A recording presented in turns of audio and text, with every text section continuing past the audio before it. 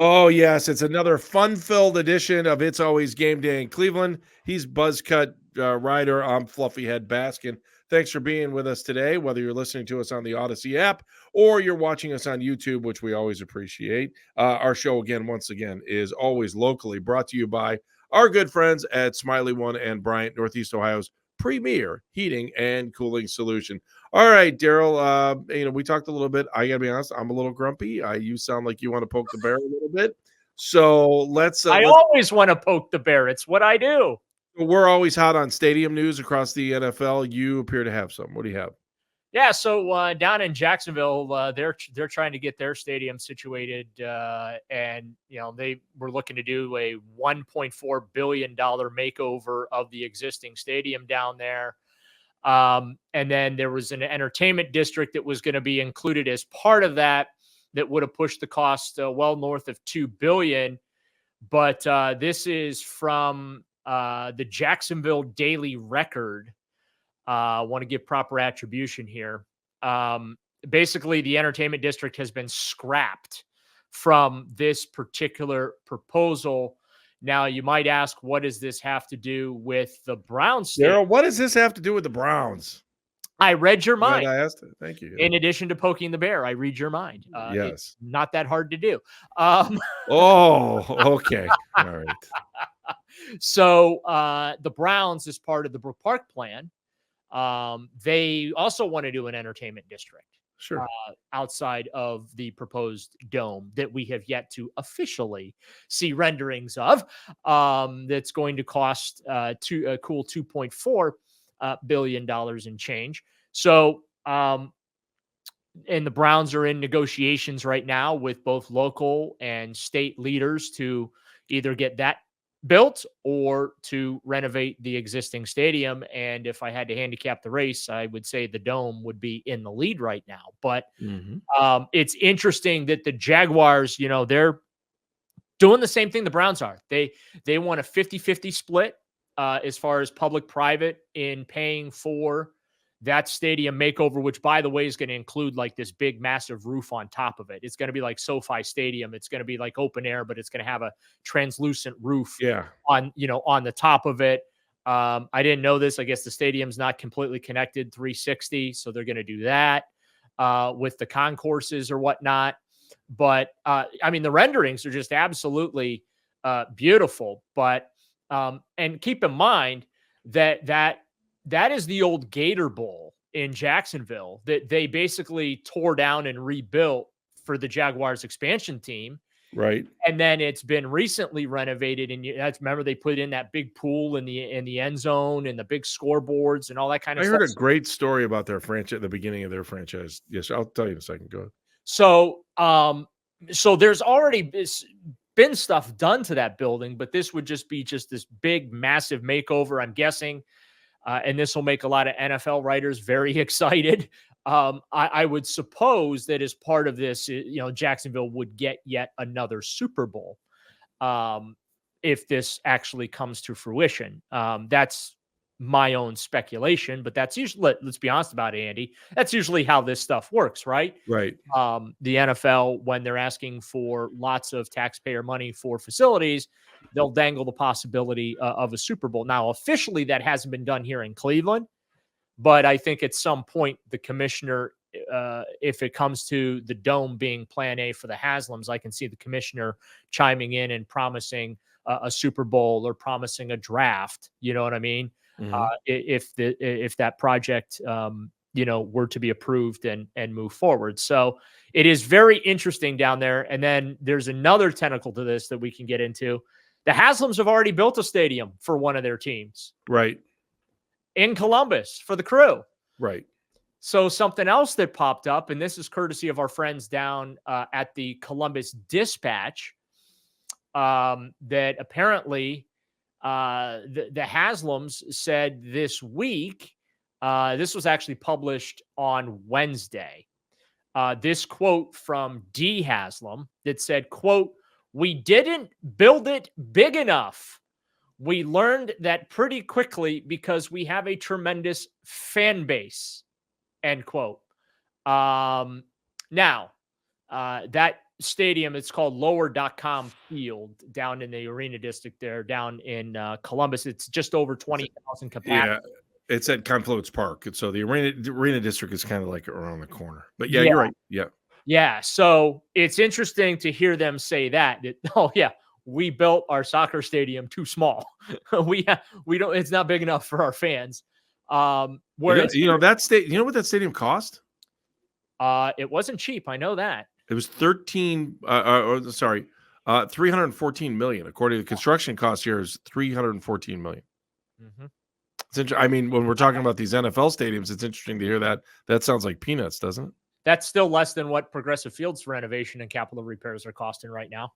Wow, that's pretty amazing. That's over 400 million. That's a beautiful stadium, especially when you consider what the Crew was playing in before that. Like the Crew, just to give you a little history on their stadium situation and where they've been. Like the Crew originated at Ohio Stadium. That's where they played their first games. They had like giant tarps around the upper deck, C deck, B deck at the time, and then they wanted to move, and the NFL tie there is that Jamie Roots was the general manager of the then Columbus Crew, and then he ended up moving to Dallas Cowboys. Dallas or Houston? Dallas. He ended up going to the Cowboys after that to go work for them, and then he was all a part of when they ended up getting their. Columbus had the first soccer-specific stadium in the MLS, and what they did was they ended up putting it to a vote in the city of Dublin, and Dublin said no. They didn't want it. They turned it down. So what happened was, and a brilliant move by the Hunt family, who owns the Kansas City Chiefs, who also owned the Crew at the time, they cut a deal with the state of Ohio and got land at the state fairgrounds. That's where the historic Crew Stadium is right now. And I want to say the loan was for the land cost like $1 if they ever decided to leave. So that thing was amazing. But what they really did there was build an oversized high school football stadium. Yeah. And that's really what that stadium is. Still, actually, they did a fantastic job.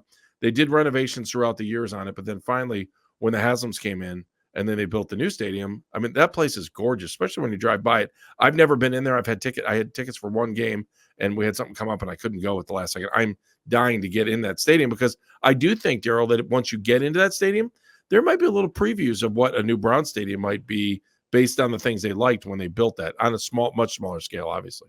Yeah, and so these comments that were made by D. Haslam came in an interview with Ohio Chamber President Steve Stivers. I think I'm pronouncing that correctly. Sure.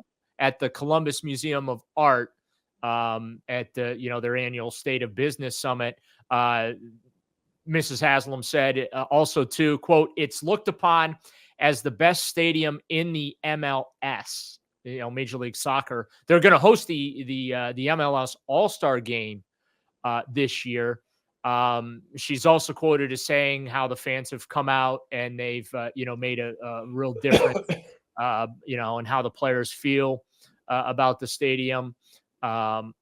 She was asked about the Brook Park situation and the renovation situation, and she said, quote, "It's incredibly complex, lots of details to work through.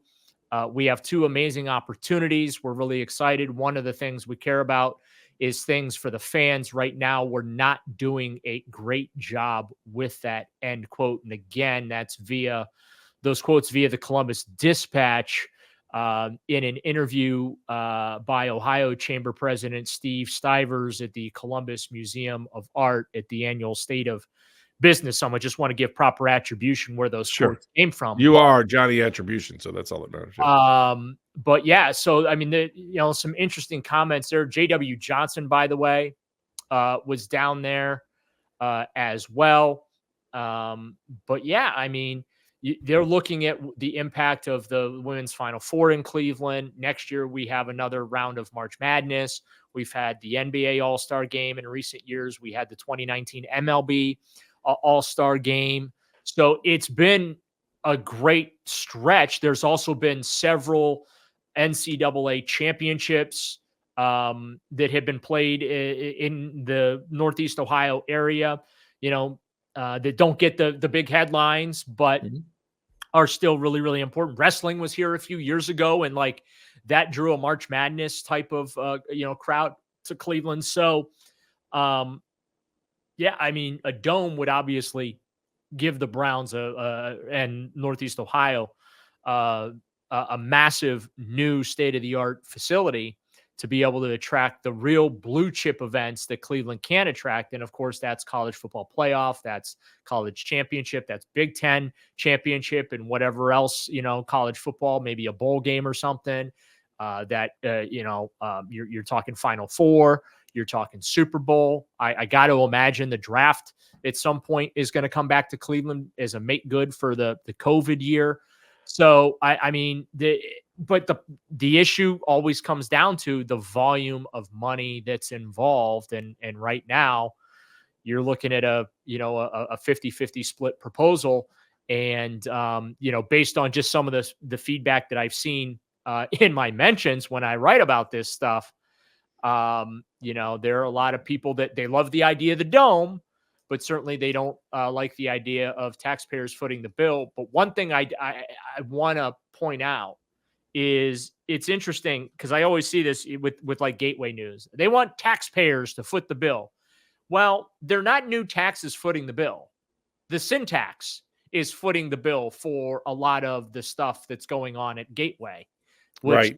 that was voted upon, that was approved, and it's been voted upon and approved multiple times. Well, it was voted on and approved in the late 80s, and then it keeps coming back. Daryl, hold that thought because I want to talk more about this in a second. So we're going to come back more. It's always game day in Cleveland. We'll talk about that. Also, want to get into I don't know. We got the schedule that didn't happen.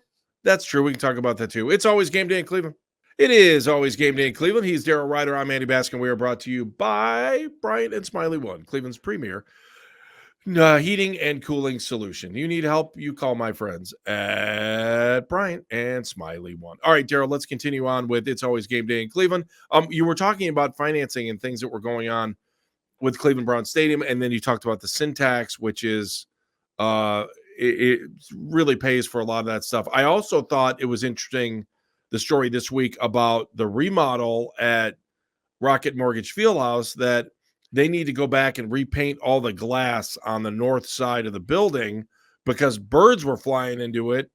They went to the Audubon Society and they said, hey, what's the best thing we can do? And they said, okay, we need to do this with a paint. Then they had to go back and they had to get money from Gateway. And I don't know that Gateway had the cash on. I don't know if the Gateway has cash on hand right now to get that done.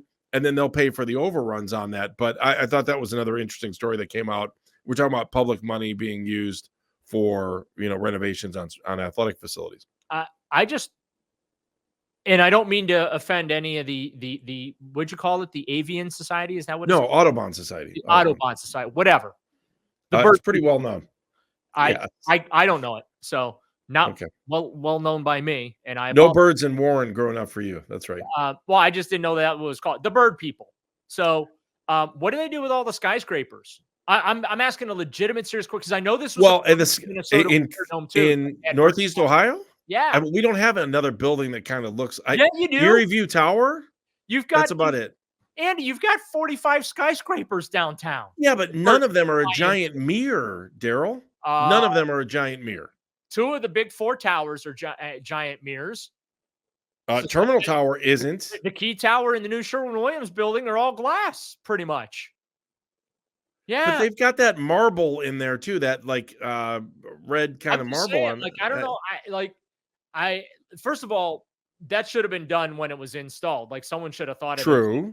True. Right. Like you would think there is another way to solve the problem without having to repaint it. They could have everybody that has a window in there go to a color copier and copy a picture of an owl and tape it to the window, and then they won't come in. That's Jeff Phelps' philosophy. That worked at my house, by the way. Birds quit flying into the window once I put a picture of an owl on there. Just saying, that works a lot cheaper. What do you got to buy? Like 2 or 3 reams of paper? Yeah. Oh, you don't like my idea?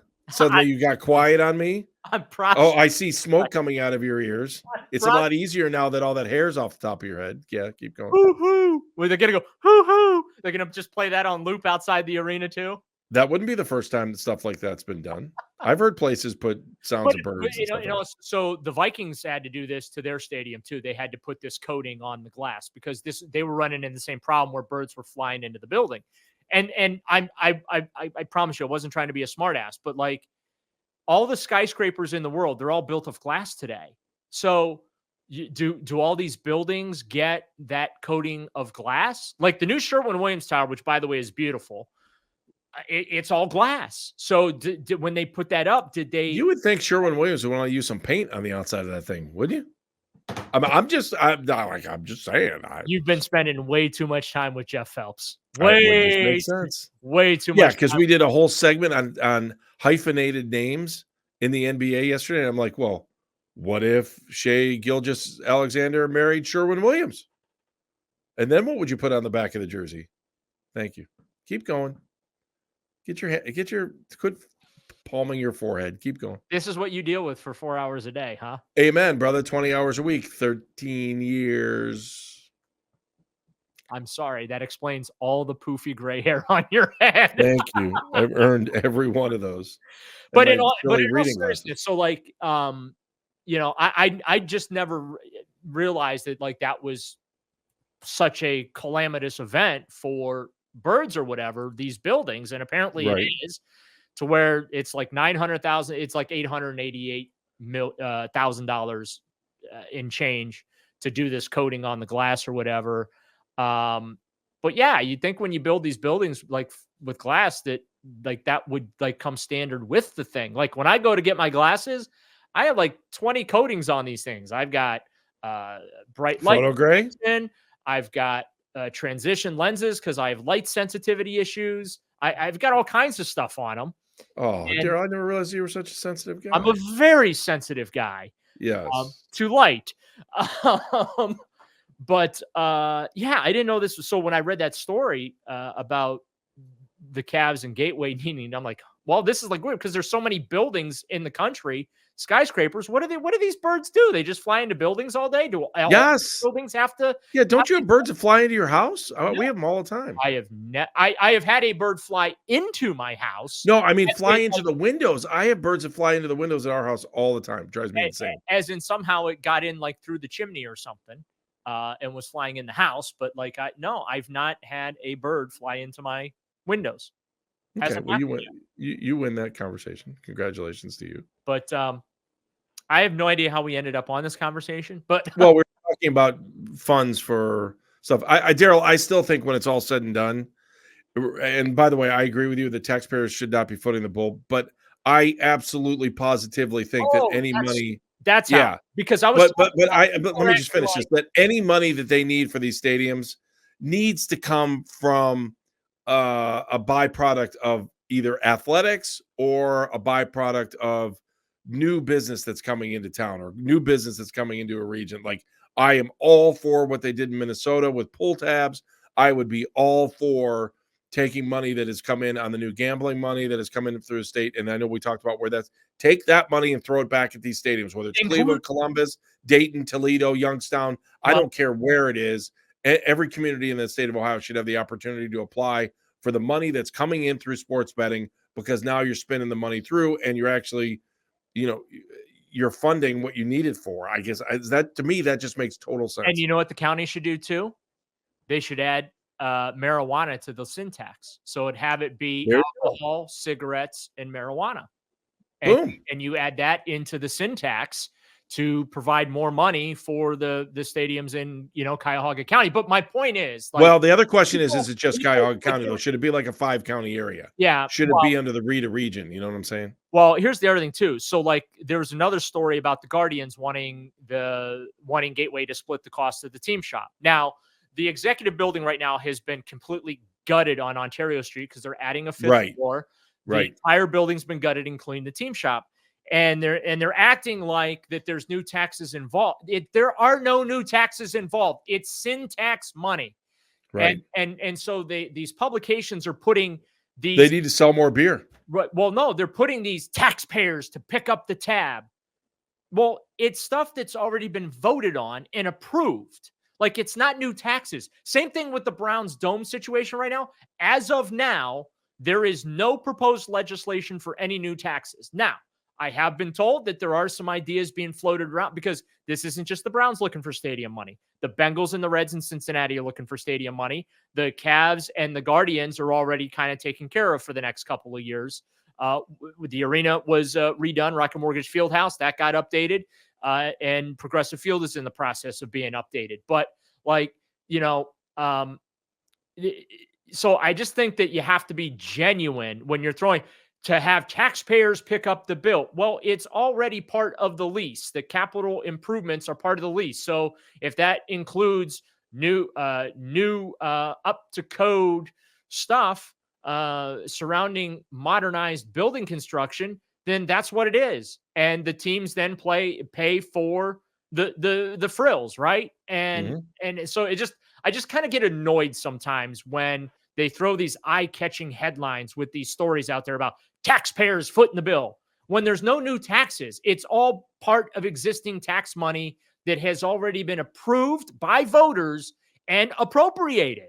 And every time something happens with the ballpark and arena, they have to go through Gateway, which owns it. And I've said Gateway should own the stadium on the lakefront. Or, if they build the dome, then I'm guessing Gateway should probably own the dome when that gets built. But I just think that, you got to be a little more than just salacious about throwing around. Like, if it's already been voted on and approved and it's just part of then it's just part of the process. It's just part of the accountability process, if you will, right? Of keeping buildings and stuff up to date. Yeah, the team shop does need redone. You want to know why? They gutted the whole bleeping building down to the steel. It is weird. Yeah. Like I was listening to Curtis Danberg talking about rain coming in there. Yeah. Yeah. You can look through the thing. Yeah. So guess what? Yes, they're going to need Gateway money. They're going to need Syntax money to pay for the reconstruction of the team shop, which exists within that building. Go figure. I just kind of get annoyed with how some of this stuff gets covered sometimes, because it's I saw someone a week ago, I told you what the Berea development was. And, and I guess finally the mayor of Berea spoke upon it. So it became big news. Everyone broke the story that all this stuff is happening in Berea when I reported it a week ago. Daryl, I give you credit for being the man that broke the news. By the way, let's break a little more news. There's all kinds of great pregame shows out there, but who does a pregame for the schedule game? Nobody but us. Next with It's Always Game Day in Cleveland. It is always Game Day in Cleveland. He's Daryl Ryder. I'm Andy Baskin. We are brought to you locally by Smiley One and Brian, Northeast Ohio's premier heating and cooling solution. All right, Daryl, the schedule is going to come out what now? Wednesday? Yeah, is that what it is, or do we have to hold our breath and wait and play this? Man, I can't tell you the schedule's coming out. It's like they need to have a show for the pre-schedule release announcement for the announcement of the schedule release. That's where all this is going. But so supposedly it's going to happen next Wednesday, May 15th. So of course we'll do a comprehensive schedule breakdown podcast for you. But we want to play Andy Baskin's new favorite game, and that is the Cleveland Browns dream schedule for 2024. Apparently he has taken copious amounts of time to sit down and lay out all 18 weeks of the. Oh, that is not what I've done. I was in the bathroom and I was like, sorry, did I wonder if this should oversell it? happen or not? Yeah, you oversold I oversold it. My bad. Okay. Very disappointed in you. I'm sorry. All right, Daryl, I'm going to look at the opponents while we're doing this because I don't know off the top of my head. All right, so let me get it just for accountability's sake. Actually, that's not the notebook I want to use. Give me a moment. I need a pen. I need a pen. I got to write this down. We got to make sure we get this right here. Anybody who's watching on YouTube is loving this right now because I'm making faces at you. Here we go. Hang on. I have to get my eyes down from the top of my head. Hang on. I have to scroll them back into okay. They're back in their sockets. I'm done rolling those. All right. Paper in hand. All right. Here's what we're going to do, Daryl. We're going to call nationally televised games and general questions about the schedule before we get to it. Ready? Actually, hang on. Oh, my goodness. Okay, so You must be using a number 3 pencil. That's the problem. I wrote down 18. I had to get the slots ready to go. Okay, so I'm not mapping out the complete schedule. If that's what you think I'm doing, I'm not.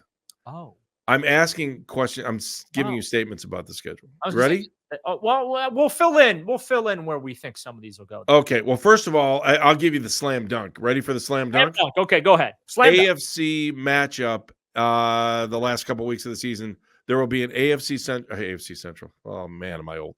AFC North. Stop scratching your head and I looking had at an what's going on. itch. No, you didn't. So I'm guaranteeing you that the Browns against one of their AFC North opponents will be a flex game at the end of the season. It's my first point. Wow. Do you agree? That's my slam dunk. Agree or disagree? I mean, you know what? I'm afraid if I jump out on that limb, it's gonna break. It's a good Yeah. thing you weigh what a limb weighs because your skin's going to Hey, be here. I will have you know, I've packed a few in the midsection lately. I'm not Oh, proud of it, but it has congrats. been. Oh, you must be happy. All right, That's so why yeah, I you're agree with doing that. Yeah, they will position an AFC North opponent it. All to. right, ready? Next prediction about the schedule. This All is right, more like schedule predictions. here's Baskin's next limb. He's about to jump Ready? on. No, Kansas City Browns Monday Night Football, ESPN, Kelsey reunion in Cleveland. I'm gonna do you better. Oh, you got better than that? Yes, I do. Okay, go ahead. Up it. Sunday Night Football. Nope. Reason why it's going to be Monday Night Football. Why? Jason's working for ESPN now. Oh yeah, okay. Advantage Baskin. I'll give you that one. The ball came over the net. Oh, You're- look at that ace. You're Ace. You're 2 for 2. Okay. Wow, if this was hockey, you'd be sunburned on your neck because I would have just scored on you again. Okay. What's my next I have no bold? idea what that analogy was, but I'm just, Well, because they have a light that goes off when you score a goal, and then you can get sunburned from the light because you're turned around from the backside. that's a thing. Yeah, they say you're sunburned because you gave up so many goals Oh, because of the goal light that went off. gotcha. I'm going to go overall. I'm also my bold prediction is I have two more for sure. I think they get the Jags in London. Agree or disagree? So, I disagree. I think that there's growing momentum right now that the Browns will not be playing overseas. But the buzz after the Brazil thing, for whatever reason, fell apart because it was assumed that it was going to be Browns Eagles to kick off the season in Brazil. Mm-hmm. That fell apart and it became the Packers. There's growing buzz that maybe Browns in London is not going to be happening against the Jaguars. So I think it's a very sound prediction on your part. Okay. I'm going to give you a half a point. All right, I'll take that. You're 2.5 out of 3 because I think it would be sound for that to actually occur. But just now there seems to be some wavering about whether or not that's actually going to happen. So why is there wavering? I have no idea. I don't get it. But apparently, yeah, I mean, so I'm going to give some credit. Paul Brown, who is the most famous English Browns fan. Yeah. He has been posting on his X account how he's hearing rumblings that Browns in London might not be happening. Well, then maybe they get so I don't know why, and help me with this because maybe you know the rule better, but we had Mary Kay on the show last week, and she said that it's the Browns' turn to go to London. And I said, well, what about maybe Germany? Maybe they end up in Germany. And she's like, no. Yeah. Like she was steadfast that they would not be going to Germany. Yeah, I don't think so. I don't see them going to Germany. I thought for sure they were going to Brazil. Then that didn't happen. And I thought for sure they were going to go to, because the last time the Browns played in London was against the Vikings. And I believe it was the 2017 season. Yep. Yeah. I remember it well. Yep. So yeah, it's been a while. All right. So and then the other thing I think you're going to get this year from the Browns. Okay. Either Thanksgiving or Christmas. They're going to play on one of those 2 days. Well, I think it's going to be Chris. I do see the rumor out there is Browns Bengals on Christmas on Netflix. So I believe it. Don't you? Why wouldn't you? I'd buy into that. I would absolutely hate it. Well, I do think that, but There's a difference I between don't know that the NFL. Do you remember? Like, I don't know. It must have been 10 years Here's ago. the thing. There's a difference between the Cavs playing on Christmas, because that's only a 4-hour workday, Right. versus the Browns playing on Christmas, and that just ruins the holiday. See, I'm thinking selfishly here. All right, That I'm with you on becomes that. a 10-hour day. And I don't want to Um, spend 10 hours on Christmas on the Cleveland Browns. I'm just so saying. I'm going to double down on that All right. because, ready? Because, oh, wait, could that game be a flex game because it's Christmas? It's that late in the season? Could the No, Netflix games be no, flex? no, because that's when the Christmas is on a Wednesday this year. Yeah, That's there's no way. that's Yeah, why there's no this way is they a can do big it. to do, because the NFL is going to play a game on Wednesday, which means the Browns will play on a Saturday the week before. Yeah.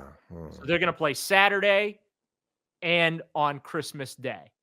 If this is And then probably get Monday, and then probably get a Monday night or they're, I don't even want to think about the bye week that late in the season, but that'd be brutal to do that to them. But last year, here's the thing though, the NFL to me, and you tell me if you think I'm wrong, Daryl, that when it comes to the Browns, when they're on national TV, they like to have them early in in the the beginning season, of the season. Yeah, because just in they're case always they worried. bomb. Yeah, Yes. because there was always that concern that the Browns might bomb. But That's why I'm going to this is lean a towards different. Thanksgiving. I'm going This back is. towards Thanksgiving. I don't think they're The playing. No, night game on Thanksgiving. they're not going to play on Thanksgiving. Cowboys are here, so they can't play in Dallas on Thanksgiving. Right. I don't think the Browns are going to play on Thanksgiving. I get feeling Thanksgiving. And because the Lions don't suck anymore, they're gonna love having the Lions. Because remember, there was this growing buzz about, can we get the Lions, for the love of everything holy, off of Thanksgiving? It's Yeah. Thanksgiving dinner for everyone because they suck Yeah. every year. Well, now that the Lions are contenders again, well, they're not going anywhere. So if the Browns were on Thanksgiving, though, Andy, they would have to be Thanksgiving night. They would have to be the nightcap. Yeah, of course. Yeah. That's what I'm And- saying. They'd be the night game on Thanksgiving. Yeah. Yep. And if they're going And to be then- on Christmas, I can't see them playing on Thanksgiving, though. That's the thing. You can't ruin both holidays. Well, I'm saying it's one or the other. It's Okay. one or the other. All right, I'm not saying both. What's your other big? All right. No, that's it. I was going to go through this real quick, but we'll do it super fast. Nationally televised or not nationally televised, I will not mention AFC North games. Chargers, nationally televised or not nationally televised? No, but they will be. I said no too. They're going to be in that 4:35 window because Because it's a West Coast team playing on the East Coast. Yeah, they'll be. Yep. It'll be in a prime window, but not nationally televised. If that makes sense. Interesting. Kansas City slam dunk. Nationally primetime. televised. Cowboys. National televised. Giants. I hope not, because the Giants are god. Yeah, I hope not too. Miami. I think that has the potential to be national televised, considering the Dolphins are really good. That smells like a 4 o'clock kick on a Sunday. 4:20 kick or something. Yeah, in that prime window. All right, let's round it home. Ready? No way. 1 o'clock. Your 1 o'clock kick will be against the Broncos. I'm going to say Washington. 2. I'm going to pause you for a second. I'm going to predict 2 of the AFC North games will be nationally televised. Really? They early. I'll buy that, and then one will be a flex game at the end of the year. Well, so like with Russ going to Pittsburgh and all that kind of stuff, right? Like they love putting Browns and Steelers on national TV, and they love Browns Ravens on national TV. And occasionally, let's be honest about Thursday night football, they love putting Browns Bengals on that. So I'm going to predict that 2 of the 6 AFC North games will be initially nationally televised. Okay, if the Jaguars game is going to be a 9 a.m. game in London, I don't care what you say. Eagles could be in prime time. Raiders no. Saints no. Washington no. What do you think? I have to agree with every single thing you said. And so it wasn't such a bad idea, Andy Baskin, was it? I hate the fact that the Saints are in the condition that they're in. Yes, and the Browns should have very little problem beating the crap out of them this year. There you go. Daryl, let's talk about strength of schedule in the next edition of It's Always not Game good Day. for the Browns. That's all I'm going to say. Well, it's not good for anybody in the AFC North. Except for if you're the Cincinnati Bengals. That's it. That's the only one. For our amazing producer, Evan, thank you very much, Evan. We appreciate you. He's Daryl. I'm Andy. It's Always Game Day in Cleveland.